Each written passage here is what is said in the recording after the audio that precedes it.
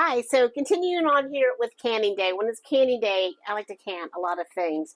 And this time of year, when there's fresh cranberries, cranberry juice. Because I love cranberry juice with a little club soda.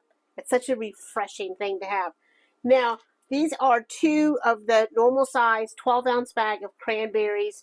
And I'm just going to measure them because I'm going to do equal parts water with cranberries. So I actually decided to do 3 bags. I had some cranberries. I think they were left over from something. So I went ahead and washed them and picked through them. Now, normally a bag of cranberries is about 3 cups. So I have 9 cups of cranberries. So I'm going to do probably 10 cups of water. So I'm going to bring this to a boil. I'm going to reduce the heat. I'm going to simmer it for 20 minutes. Once they start popping, I'm going to use my potato masher to help them along. Now, while I'm waiting for this to finish, I've got my canner heating up, and I'm getting my bowl ready to strain this off into. And into my bowl, I'm going to add my sweetener of choice.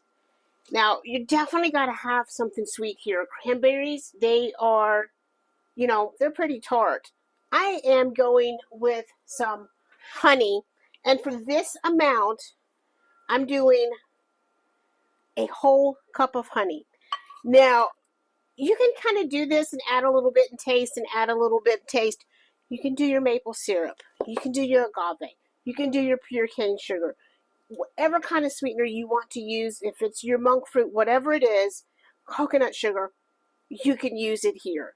But you're definitely going to want some kind of sweetener. If it's cane sugar, I'd probably do about a cup for this much, and then taste and see what you think.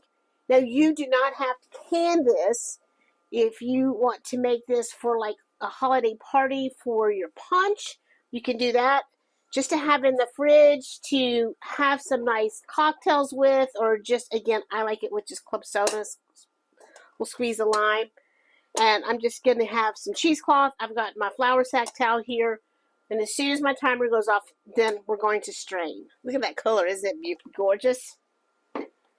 Turn you off. Now, I kind of like my flour sack towel because I can kind of pick that up and smush it. Sometimes with your cheesecloth, it can tear on you, so I kind of like my little flour sack towels. And that 1 cup of honey, it is still a little tart, but you might like it tart.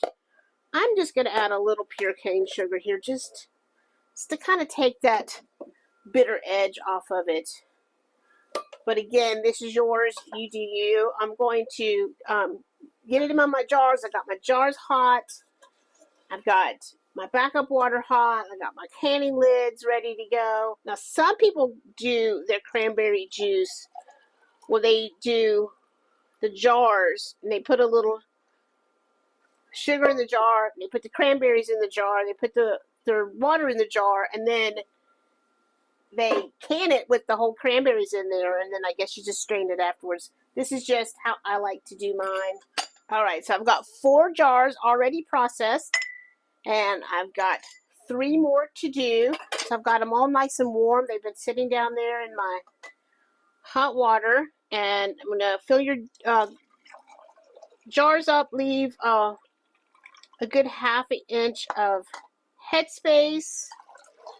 And so that was, what was it? 8, I think. Or no, I'm sorry. That was 9 cups of cranberries. Ooh, I went way too much on that one. So that was 9 cups of cranberries, and that has given us 7 pints of fresh homemade cranberry juice. Just a little bit more. Try to make them even here.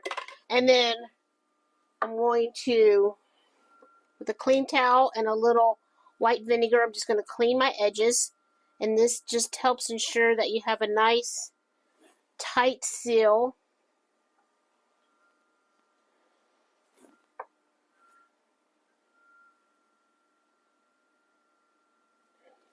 And then we'll get our lids on.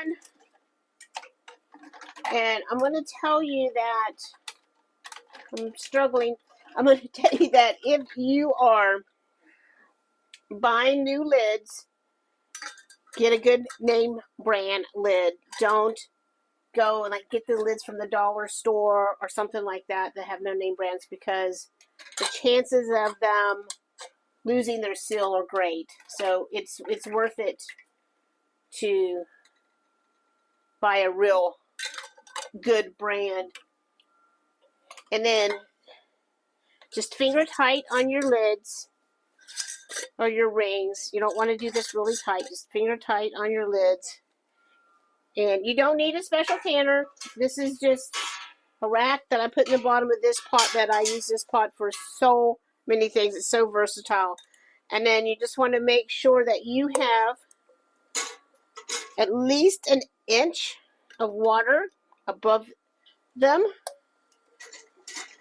And then I always have some hot water ready to go in case I need to add to it.